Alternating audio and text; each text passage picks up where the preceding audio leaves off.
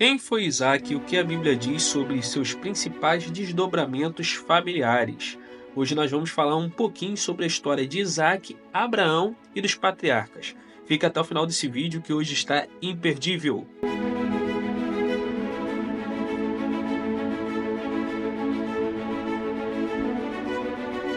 Fala galera, você já me conhece. Hoje nós estamos aqui no nosso da Bíblia para falar um pouco mais sobre a história do patriarca Isaac e dos desdobramentos familiares, a história dele, de Abraão e por aí vai. Desde já, se você não é inscrito no canal, eu quero te convidar que você se inscreva aí embaixo, ative o sininho para receber as notificações. Se gostar no final, deixa o seu like. O livro que nós estamos usando hoje de fonte é Viagem através da Bíblia. Vou deixar o link aí na descrição. Vou deixar o link na descrição também dos nossos últimos vídeos, falando sobre Ló, sobre Abraão. Estão imperdíveis. Dá uma olhada lá que você vai gostar. Bom, gente, aprender um pouco mais sobre a história desse patriarca. Todos nós sabemos que Abraão tratava Ló como filho. Mas a partir do momento que Abraão se separou de Ló, né, mesmo com resgate, ele foi para Sodoma, foi poupado. Tem uma história completa aí sobre Abraão e Ló no nosso canal. Vou deixar o link na descrição. Ele, ele se separa de Ló, e aí sim, aí o desdobramento da promessa que Deus ia dar um filho para Abraão, porque Abraão tratava Ló como se fosse seu filho praticamente. Então aí sim a promessa vai se cumprir a partir do momento que ele se separa, uma ruptura entre Abraão e Ló, e que Ló vai ter sua independência. Para isso nós precisamos entender que todo esse desdobramento, né, toda essa história aconteceu nos carvalhais de Manre, que ficava perto de Hebrom, onde ficava Berseba.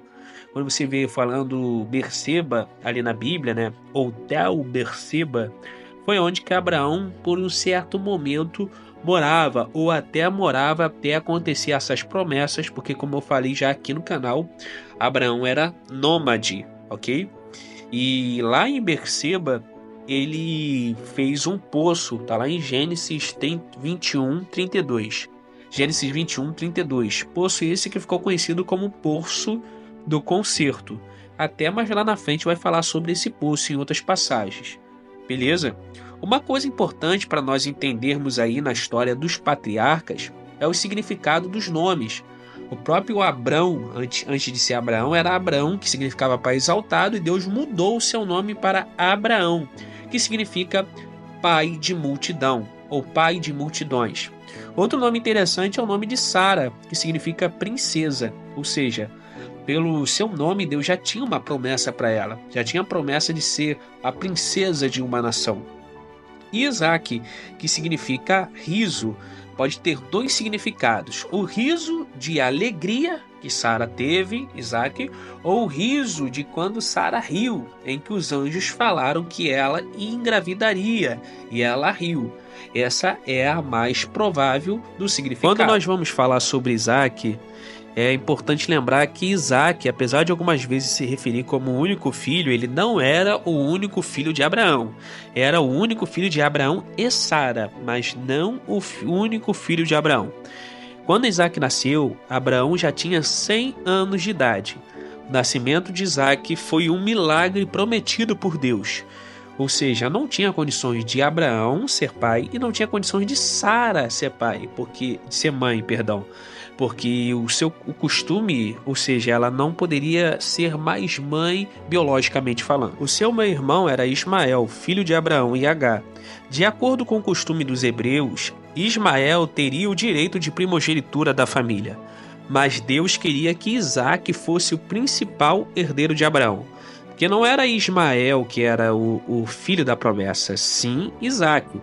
Apesar de algumas culturas aí orientais, né, e algumas religiões falarem que era ele, não era. Sim, pela lei, pelo costume, ele deveria receber o direito, mas não foi a promessa de Deus Ismael, mas sim Isaac. Ismael foi uma precipitação de Abraão.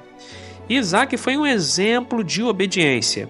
No Monte Moriá, ele obedeceu fielmente às instruções de seu pai. quando Abraão o amarrou no altar. Isaac não era uma criancinha, como se prega em muitos lugares aí. Isaac já era um homem, mesmo assim ele foi fiel e obediente, obedecendo seu pai e não resistindo. Com o passar dos anos, Isaac continuou a confiar em seu pai e na orientação de Deus. Um exemplo disso é quando Eliezer, o servo de Abraão, escolheu uma esposa para Isaac. Gente, não sei se você sabe, Isaac já tinha 40 anos. Isso mesmo, Isaac já tinha 40 anos. Isaac, apesar disso, Isaac não era perfeito. Como seu pai, ele mentiu para Abimeleque dizendo que Rebeca era sua irmã e não sua esposa. E além disso, quando ele se tornou pai, o seu favoritismo para com Esaú sobre Jacó causou tensão na família e provocou o engano de Jacó. Mas provavelmente mais tarde ele ficou sabendo que seus filhos tinham se reconciliado. E aí, quando nós vamos ver o desdobramento das famílias do patriarca, nós vamos ver que Abraão e Sara, eles casam. Naor, irmão de Abraão, casa com Milca, sobrinha e cunhada de Abraão.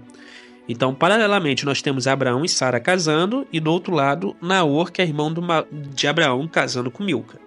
Eu vou ver se eu pego a imagem e coloco aqui. Isaac, filho de Abraão, casou-se com Rebeca, que era neta de Naor. Naor teve com Milca Betuel, e Betuel gerou Rebeca e Labão. Lembra de Labão, que enganou Jacó? Esse mesmo. Labão era irmão de Rebeca, e Rebeca casou com Isaac.